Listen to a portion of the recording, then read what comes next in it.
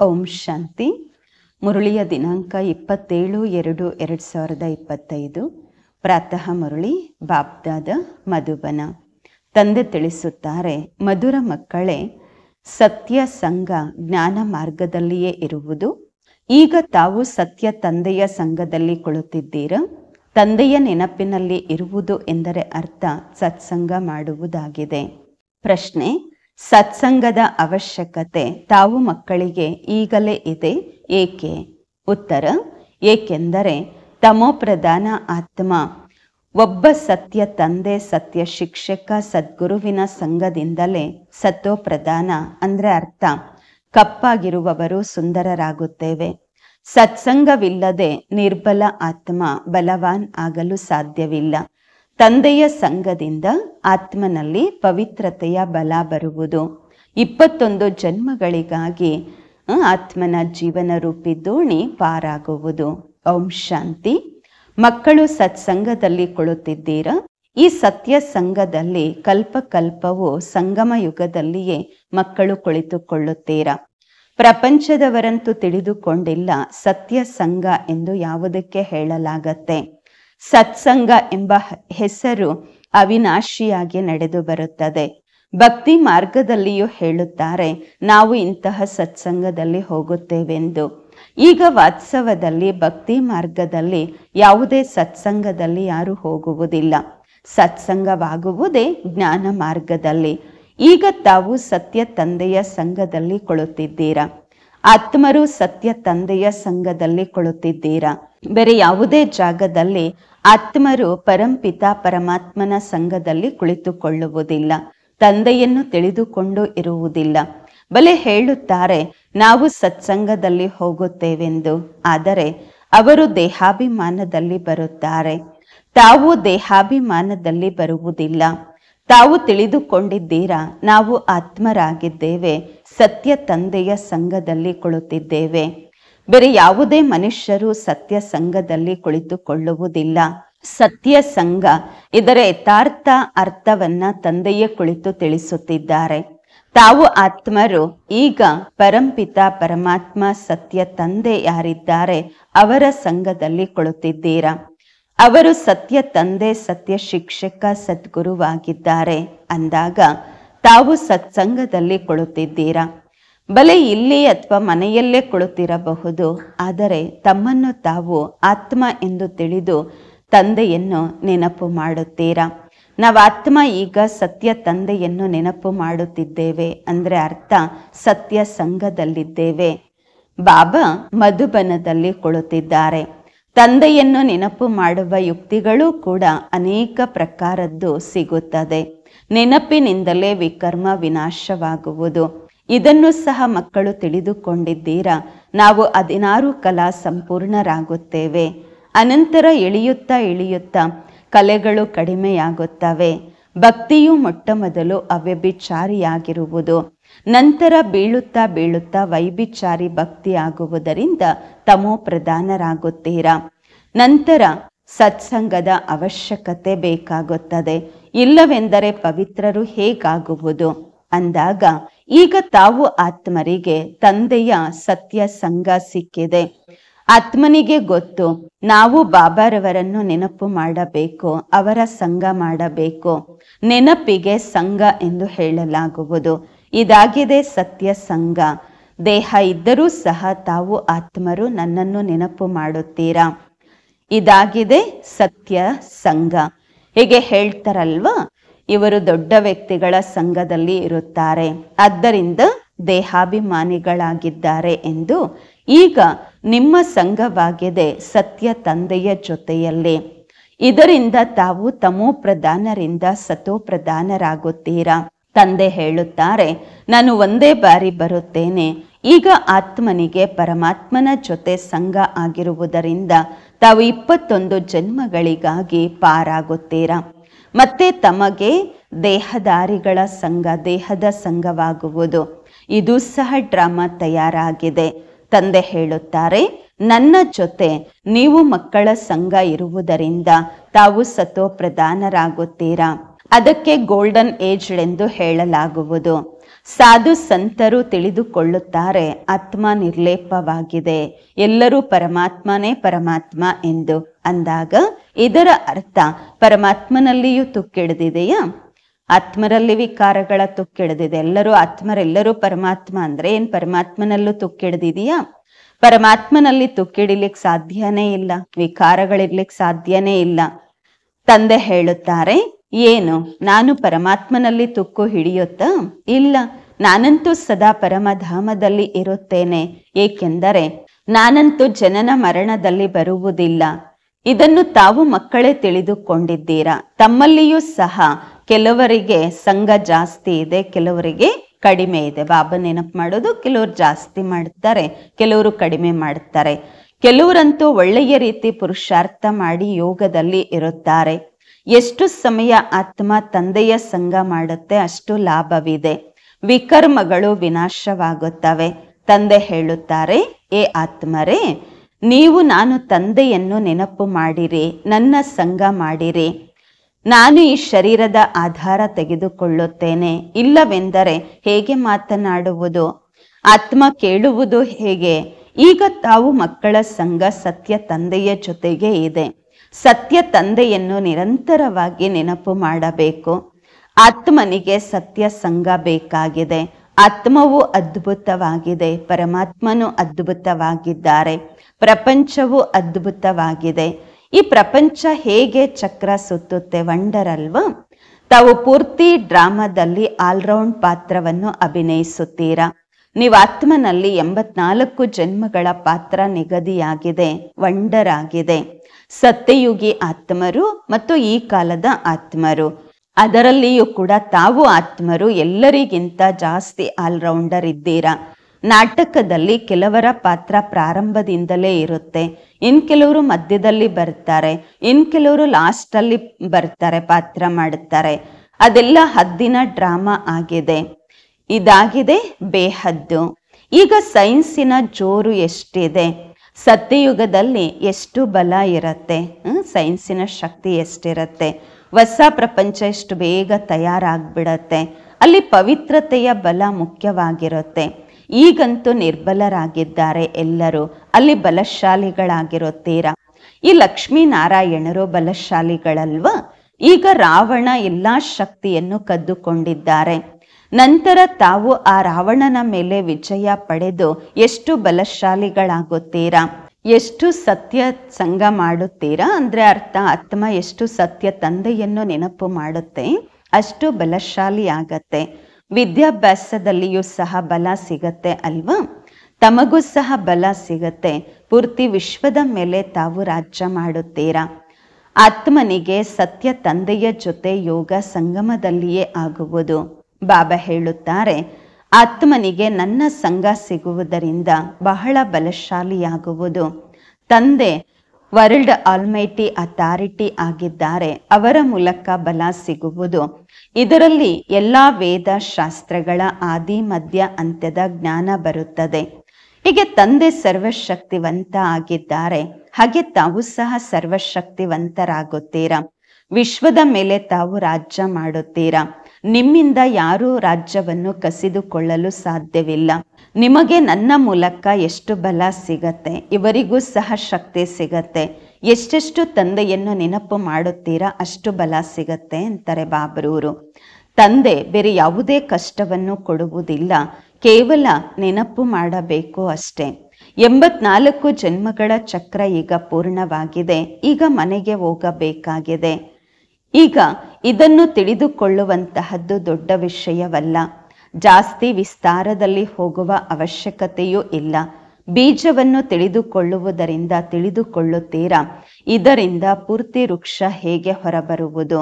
ಸಾರ ರೂಪದಲ್ಲಿ ಬುದ್ಧಿಯಲ್ಲಿ ಬರುತ್ತದೆ. ಇದು ಬಹಳ ವಿಚಿತ್ರ ಮಾತಾಗಿದೆ. ಭಕ್ತಿ ಮಾರ್ಗದಲ್ಲಿ ಮನುಷ್ಯರು ಎಷ್ಟು ಪೆಟ್ಟು ತಿನ್ನುತ್ತಾರೆ, ಪರಿಶ್ರಮ ಪಡುತ್ತಾರೆ, ಆದರೆ ಏನೂ ಸಿಗುವುದಿಲ್ಲ. ಮತ್ತೆಯೂ ಸಹ ತಂದೆ ಬಂದು ತಮ್ಮನ್ನು ವಿಶ್ವಕ್ಕೆ ಮಾಲೀಕರನ್ನಾಗಿ ಮಾಡುತ್ತಾರೆ. ನಾವು ಯೋಗ ಬಲದಿಂದ ವಿಶ್ವಕ್ಕೆ ಮಾಲೀಕರಾಗುತ್ತೇವೆ. ಇದೇ ಪುರುಷಾರ್ಥ ಮಾಡಬೇಕು. ಭಾರತದ ಯೋಗ ಪ್ರಸಿದ್ಧವಾಗಿದೆ. ಯೋಗದಿಂದ ತಮ್ಮ ಆಯುಷ್ಯ ಎಷ್ಟು ಹೆಚ್ಚುತ್ತೆ, ಸತ್ಯ ತಂದೆಯ ಸಂಘದಿಂದ ಎಷ್ಟು ಲಾಭ ಆಗತ್ತೆ, ಆಯುಷ್ಯ ಹೆಚ್ಚುತ್ತೆ, ಶರೀರವು ನಿರೋಗಿಯಾಗತ್ತೆ. ಈ ಎಲ್ಲ ಮಾತುಗಳು ತಾವು ಮಕ್ಕಳ ಬುದ್ಧಿಯಲ್ಲಿ ಕೂರಿಸಲಾಗುವುದು. ಬೇರೆ ಯಾರು ಸತ್ಯ ತಂದೆಯ ಜೊತೆ ಸಂಘ ಜೋಡಿಸುವುದಿಲ್ಲ. ನೀವು ಬ್ರಾಹ್ಮಣರ ವಿನಃ. ತಾವು ಪ್ರಜಾಪಿತ ಬ್ರಹ್ಮರವರಿಗೆ ಸಂತಾನರಾಗಿದ್ದೀರಾ, ತಾತನಿಗೆ ಮೊಮ್ಮಕ್ಕಳಾಗಿದ್ದೀರಾ ಅಂದಾಗ ಅಷ್ಟು ಖುಷಿ ಇರಬೇಕು ಅಲ್ವಾ. ನಾವು ತಾತನಿಗೆ ಮೊಮ್ಮಕ್ಕಳಾಗಿದ್ದೇವೆಂದು. ಆಸ್ತಿಯು ತಾತನಿಂದ ಸಿಗುವುದು.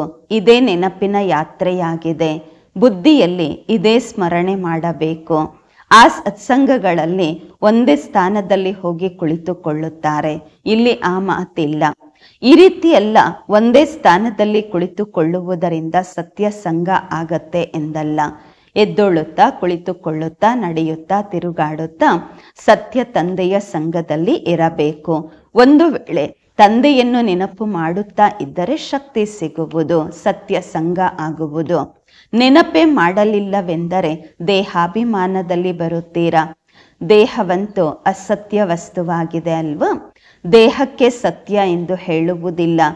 ಶರೀರವಂತೂ ಜಡವಾಗಿದೆ, ಪಂಚತತ್ವಗಳಿಂದ ತಯಾರಾಗಿದೆ. ಅದರಲ್ಲಿ ಆತ್ಮ ಇರುವುದಿಲ್ಲ ಅಂದಾಗ ಚುರ್ಪುರಾಗುವುದಿಲ್ಲ. ಮನುಷ್ಯರ ಶರೀರಕ್ಕೆ ಬೆಲೆ ಇಲ್ಲ, ಬೇರೆ ಎಲ್ಲ ಶರೀರಗಳಿಗೆ, ಪ್ರಾಣಿ ಪಕ್ಷಿಗಳ ಶರೀರಕ್ಕೆ ಬೆಲೆ ಇದೆ. ಸೌಭಾಗ್ಯವಂತೂ ಆತ್ಮನಿಗೆ ಸಿಗತ್ತೆ. ನಾನು ಇಂತಹವರಾಗಿದ್ದೀನಿ ಎಂದು ಆತ್ಮ ಹೇಳುತ್ತಲ್ವ. ಬಾಬಾ ಹೇಳುತ್ತಾರೆ, ಆತ್ಮ ಹೇಗಾಗಿದೆ, ಅಂಡೆ, ಕಚ್ಚ, ಮಚ್ಚ ಎಲ್ಲ ತಿನ್ನತ್ತೆ. ಆತ್ಮ ಮೊಟ್ಟೆನೂ ತಿನ್ನತ್ತೆ, ಕೆಟ್ಟದೆಲ್ಲ ತಿನ್ನತ್ತೆ. ಪ್ರತಿಯೊಬ್ಬರೂ ಭಸ್ಮಾಸುರರಾಗಿದ್ದಾರೆ. ತಮ್ಮನ್ನು ತಾವೇ ಭಸ್ಮ ಮಾಡಿಕೊಳ್ಳುತ್ತಾರೆ. ಹೇಗೆ? ಕಾಮಚಿತೆಯ ಮೇಲೆ ಕುಳಿತುಕೊಂಡು ಪ್ರತಿಯೊಬ್ಬರು ತಮ್ಮನ್ನು ತಾವು ಭಸ್ಮ ಮಾಡಿಕೊಳ್ಳುತ್ತಿದ್ದಾರೆ ಅಂದಾಗ ಭಸ್ಮಾಸುರರಾದ್ರು ಅಲ್ವಾ. ಈಗ ತಾವು ಜ್ಞಾನ ಚಿತೆಯ ಮೇಲೆ ಕುಳಿತು ದೇವತೆಗಳಾಗುತ್ತೀರಾ. ಪೂರ್ತಿ ಪ್ರಪಂಚ ಕಾಮಚಿತೆಯ ಮೇಲೆ ಕುಳಿತು ಭಸ್ಮವಾಗಿದೆ, ತಮೋ ಪ್ರಧಾನ ಕಪ್ಪಾಗಿದೆ. ತಂದೆ ಬರುತ್ತಾರೆ ಮಕ್ಕಳನ್ನು ಸುಂದರರನ್ನಾಗಿ ಮಾಡಲು ಅಂದಾಗ ತಂದೆ ಮಕ್ಕಳಿಗೆ ತಿಳಿಸುತ್ತಾರೆ, ದೇಹಾಭಿಮಾನವನ್ನು ಬಿಟ್ಟು ತಮ್ಮನ್ನು ತಾವು ಆತ್ಮ ಎಂದು ತಿಳಿದುಕೊಳ್ಳಿ. ಮಕ್ಕಳು ಶಾಲೆಯಲ್ಲಿ ಓದುತ್ತಾರೆ ಮತ್ತು ವಿದ್ಯಾಭ್ಯಾಸವನ್ನ ಮನೆಯಲ್ಲಿದ್ದರೂ ಮಾಡುತ್ತಾರೆ. ಬುದ್ಧಿಯಲ್ಲಿರುತ್ತೆ ಅಲ್ವಾ. ಮನೆಯಲ್ಲಿದ್ದರೂ ಕೂಡ ಶಾಲೆಯಲ್ಲಿ ಓದಿರುವ ವಿದ್ಯಾಭ್ಯಾಸ ಬುದ್ಧಿಯಲ್ಲಿರುತ್ತೆ. ಇಲ್ಲಿಯೂ ಕೂಡ ತಮ್ಮ ಬುದ್ಧಿಯಲ್ಲಿ ಈ ಜ್ಞಾನ ಇರಬೇಕು. ಇದಾಗಿದೆ ನಿಮ್ಮ ವಿದ್ಯಾರ್ಥಿ ಜೀವನ. ಮುಖ್ಯ ಗುರಿ ಉದ್ದೇಶವಂತೂ ಸನ್ಮುಖದಲ್ಲಿ ನಿಂತಿದೆ. ಎದ್ದೊಳ್ಳುತ್ತಾ, ಕುಳಿತುಕೊಳ್ಳುತ್ತಾ, ನಡೆದಾಡುತ್ತಾ ಬುದ್ಧಿಯಲ್ಲಿ ಈ ಜ್ಞಾನ ಇರಬೇಕು. ಇಲ್ಲಿ ಮಕ್ಕಳು ಬರುತ್ತೀರಾ ರಿಫ್ರೆಶ್ ಆಗಲು. ಯುಕ್ತಿಗಳನ್ನು ತಿಳಿಸಲಾಗುವುದು. ಈ ರೀತಿ ತಿಳಿಸಿ ಎಂದು. ಪ್ರಪಂಚದಲ್ಲಿ ಬಹಳಷ್ಟು ಸತ್ಸಂಗಗಳು ಆಗತ್ತೆ. ಎಷ್ಟೊಂದು ಜನ ಮನುಷ್ಯರು ಒಟ್ಟುಗೂಡುತ್ತಾರೆ. ವಾಸ್ತವದಲ್ಲಿ ಅದಂತೂ ಸತ್ಯ ಸಂಘ ಅಲ್ಲ. ಸತ್ಯ ಸಂಘವಂತೂ ಈಗ ತಾವು ಮಕ್ಕಳಿಗೆ ಸಿಗುವುದು. ತಂದೆಯೇ ಬಂದು ಸತ್ಯಯುಗವನ್ನು ಸ್ಥಾಪನೆ ಮಾಡುತ್ತಾರೆ. ತಾವು ಮಾಲೀಕರಾಗುತ್ತೀರಾ. ದೇಹಾಭಿಮಾನ ಅಥವಾ ಸುಳ್ಳಿನ ಅಭಿಮಾನದಿಂದ ತಾವು ಬೀಳುತ್ತೀರಾ ಮತ್ತು ಸತ್ಯ ಸಂಘದಿಂದ ತಾವು ಮೇಲೇಳುತ್ತೀರಾ. ಅರ್ಧ ಕಲ್ಪ ತಾವು ಪ್ರಾರಬ್ಧವನ್ನು ಭೋಗಿಸುತ್ತೀರಾ. ಈ ರೀತಿ ಅಲ್ಲ, ಅಲ್ಲಿಯೂ ಸಹ ತಮಗೆ ಸತ್ಯ ಸಂಘ ಇರುತ್ತೆ ಎಂದಲ್ಲ. ಸತ್ಯ ತಂದೆ ಯಾವಾಗ ಬರುತ್ತಾರೆ ಅವರೇ ಬಂದು ಎಲ್ಲ ಮಾತುಗಳನ್ನು ತಿಳಿಸುತ್ತಾರೆ. ಎಲ್ಲಿಯವರೆಗೂ ಸತ್ಯ ತಂದೆ ಬರುವುದಿಲ್ಲ ಅಲ್ಲಿಯವರೆಗೆ ಯಾರು ತಿಳಿದುಕೊಳ್ಳುವುದಿಲ್ಲ. ಈಗ ತಂದೆ ತಾವು ಮಕ್ಕಳಿಗೆ ಹೇಳುತ್ತಾರೆ, ಏ ಆತ್ಮರೇ, ನನ್ನ ಜೊತೆ ಸಂಘವನ್ನು ಇಡಿ. ದೇಹದ ಏನೆಲ್ಲ ಸಂಘಗಳಿವೆ ಅದರಿಂದ ಉಪರಾಮವಾಗಿರಿ.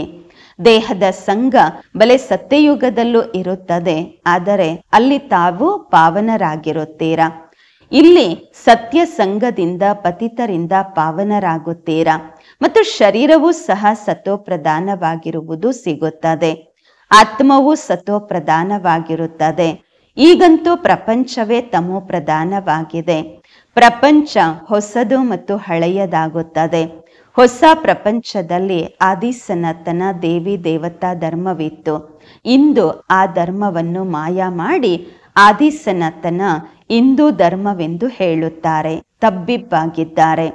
ಈಗ ತಾವು ಭಾರತವಾಸಿಗಳು ತಿಳಿದುಕೊಂಡಿದ್ದೀರಾ, ನಾವು ಪ್ರಾಚೀನ ದೇವಿ ದೇವತಾ ಧರ್ಮದವರಾಗಿದ್ದೆವು, ಸತ್ಯಯುಗಕ್ಕೆ ಮಾಲೀಕರಾಗಿದ್ದೆವು. ಆದರೆ ಆ ನಶೆಯಲ್ಲಿದೆ. ಕಲ್ಪದ ಆಯುಷು ಬಹಳ ಉದ್ದವಾಗಿ ಬರೆದಿದ್ದಾರೆ. ಎಲ್ಲಾ ಮಾತುಗಳನ್ನು ಮರೆತಿದ್ದಾರೆ. ತಂದೆಯ ಹೆಸರನ್ನೇ ಮರೆತು ಬೂಲ್ ಬುಲಯ್ಯನ ಆಟ ಮಾಡಿದ್ದಾರೆ. ಈಗ ಸತ್ಯ ತಂದೆಯ ಮೂಲಕ ತಾವು ಪೂರ್ತಿ ಜ್ಞಾನವನ್ನು ತಿಳಿದುಕೊಳ್ಳುವುದರಿಂದ ಶ್ರೇಷ್ಠ ಪದವಿ ಪಡೆದುಕೊಳ್ಳುತ್ತೀರಾ. ನಂತರ ಅರ್ಧ ಕಲ್ಪದ ನಂತರ ಕೆಳಗೆ ಇಳಿಯುತ್ತಾ ಬರುತ್ತೀರಾ, ಏಕೆಂದರೆ ರಾವಣನ ರಾಜ್ಯ ಪ್ರಾರಂಭವಾಗುವುದು. ಪ್ರಪಂಚ ಹಳೆಯದಾಗತ್ತೆ ಅಲ್ವಾ? ತಾವು ತಿಳಿದುಕೊಳ್ಳುತ್ತೀರಾ, ನಾವು ಹೊಸ ಪ್ರಪಂಚಕ್ಕೆ ಮಾಲೀಕರಾಗಿದ್ದೆವು, ಈಗ ಹಳೆಯ ಪ್ರಪಂಚದಲ್ಲಿದ್ದೇವೆ. ಕೆಲವರಿಗೆ ಇಷ್ಟು ಸಹ ನೆನಪಿರುವುದಿಲ್ಲ. ಬಾಬಾರವರು ನಮ್ಮನ್ನು ಸ್ವರ್ಗವಾಸಿಗಳನ್ನಾಗಿ ಮಾಡುತ್ತಾರೆ. ಅರ್ಧ ಕಲ್ಪ ನಾವು ಸ್ವರ್ಗವಾಸಿಗಳಾಗಿರುತ್ತೇವೆ. ನಂತರ ಅರ್ಧ ಕಲ್ಪದ ನಂತರ ಕೆಳಗೆ ಬೀಳುತ್ತಾ ಬರುತ್ತೇವೆ, ಏಕೆಂದರೆ ರಾವಣನ ರಾಜ್ಯ ಪ್ರಾರಂಭವಾಗುತ್ತದೆ. ಪ್ರಪಂಚ ಹಳೆಯದಾಗತ್ತೆ ಅಲ್ವಾ? ತಾವು ತಿಳಿದುಕೊಳ್ಳುತ್ತೀರಾ, ಬಾಬಾರವರು ನಮ್ಮನ್ನು ಸ್ವರ್ಗವಾಸಿಗಳನ್ನಾಗಿ ಮಾಡುತ್ತಾರೆ. ಅರ್ಧ ಕಲ್ಪ ನಾವು ಸ್ವರ್ಗವಾಸಿಗಳಾಗಿರುತ್ತೇವೆ, ನಂತರ ನರಕದಲ್ಲಿ ಬರುತ್ತೇವೆ. ತಾವು ಸಹ ಮಾಸ್ಟರ್ ಸರ್ವಶಕ್ತಿವಂತರಾಗಿದ್ದೀರಾ, ನಂಬರ್ ವಾರ್ ಪುರುಷಾರ್ಥದ ಅನುಸಾರವಾಗಿ. ಇದಾಗಿದೆ ಜ್ಞಾನ ಅಮೃತದ ಡೋಸು. ಶಿವ ತಂದೆಗೆ ಕರ್ಮೇಂದ್ರಿಯಗಳು ಸಿಗತ್ತೆ ಹಳೆಯದು, ಹೊಸ ಕರ್ಮೇಂದ್ರಿಯಗಳಂತೂ ಸಿಗುವುದಿಲ್ಲ. ಹಳೆಯ ಶರೀರ ಸಿಕ್ಕಿದೆ. ತಂದೆ ಬರುವುದೇ ವಾನಪ್ರಸ್ಥ ಅವಸ್ಥೆಯಲ್ಲಿ ಬ್ರಹ್ಮ ಬಾಬಾ ಇದ್ದಾಗ. ತಾವು ಮಕ್ಕಳಿಗೆ ಖುಷಿ ಆಗ್ಬೇಕು, ತಂದೆಗೂ ಖುಷಿ ಆಗತ್ತೆ, ತಾವು ಮಕ್ಕಳಿಗೂ ಖುಷಿ ಆಗ್ಬೇಕು. ತಂದೆ ಹೇಳುತ್ತಾರೆ, ನನಗೆ ಸಂಕಲ್ಪ ಬರುತ್ತೆ, ನಾನು ಮಕ್ಕಳ ಬಳಿ ಹೋಗಿ ಜ್ಞಾನವನ್ನ ಕೊಟ್ಟು ರಾವಣನಿಂದ ಬಿಡಿಸಬೇಕು ಎಂದು. ಪಾತ್ರವಂತೂ ಖುಷಿಯಿಂದ ಅಭಿನಯಿಸಲಾಗತ್ತೆ ಅಲ್ವಾ? ತಂದೆ ಬಹಳ ಖುಷಿಯಿಂದ ಪಾತ್ರ ಅಭಿನಯಿಸುತ್ತಾರೆ. ತಂದೆ ಕಲ್ಪ ಕಲ್ಪವೂ ಬರಬೇಕಾಗುವುದು. ಈ ಪಾತ್ರ ಎಂದಿಗೂ ಬಂದಾಗುವುದಿಲ್ಲ. ತಾವು ಮಕ್ಕಳಿಗೆ ಬಹಳ ಖುಷಿ ಇರಬೇಕು. ಎಷ್ಟೆಷ್ಟು ಸತ್ಯ ತಂದೆಯ ಸಂಘ ಮಾಡುತ್ತೀರಾ ಅಷ್ಟು ಖುಷಿ ಇರುತ್ತದೆ. ನೆನಪು ಕಡಿಮೆ ಮಾಡುತ್ತೀರಾ, ಆದ್ದರಿಂದ ಅಷ್ಟು ಖುಷಿ ಇರುವುದಿಲ್ಲ. ತಂದೆ ಮಕ್ಕಳಿಗೆ ಆಸ್ತಿಯನ್ನು ಕೊಡುತ್ತಾರೆ. ಯಾವ ಮಕ್ಕಳು ಸತ್ಯ ಹೃದಯದವರಿರುತ್ತಾರೆ ಅವರ ಮೇಲೆ ಬಾಬಾರವರಿಗೆ ಬಹಳ ಪ್ರೀತಿ ಇರುತ್ತೆ. ಅಂತವರನ್ನ ಬಾಬಾ ತುಂಬಾ ಇಷ್ಟಪಡುತ್ತಾರೆ. ಸತ್ಯ ಹೃದಯವಂತರಿಗೆ ಬಾಬಾ ರಾಜಿಯಾಗುತ್ತಾರೆ. ಸಚ್ಚಿ ದಿಲ್ ಪರ್ ಸಾಹೇಬ್ ರಾಜಿ. ಆಂತರಿಕದಲ್ಲಿ ಹೊರಗಡೆ ಯಾರು ಸತ್ಯವಾಗಿರುತ್ತಾರೆ, ತಂದೆಗೆ ಸಹಯೋಗಿಗಳಾಗಿರುತ್ತಾರೆ, ಸರ್ವಿಸ್ನಲ್ಲಿ ತತ್ಪರರಾಗಿರುತ್ತಾರೆ, ಅವರೇ ತಂದೆಗೆ ಪ್ರಿಯವಾಗುತ್ತಾರೆ. ತಮ್ಮ ಹೃದಯದಿಂದ ತಾವೇ ಕೇಳಿಕೊಳ್ಳಬೇಕು, ನಾವು ಸತ್ಯ ಸತ್ಯ ಸರ್ವಿಸ್ ಮಾಡುತ್ತಿದ್ದೇವೆಯಾ? ಸತ್ಯ ತಂದೆಯ ಜೊತೆ ಸಂಘ ಜೋಡಿಸಿದ್ದೇವೆಯಾ? ಒಂದು ವೇಳೆ ಸತ್ಯ ಬಾಬಾರವರ ಜೊತೆ ಸಂಘ ಇಡಲಿಲ್ಲವೆಂದರೆ ಯಾವ ಗತಿಯಾಗುವುದು?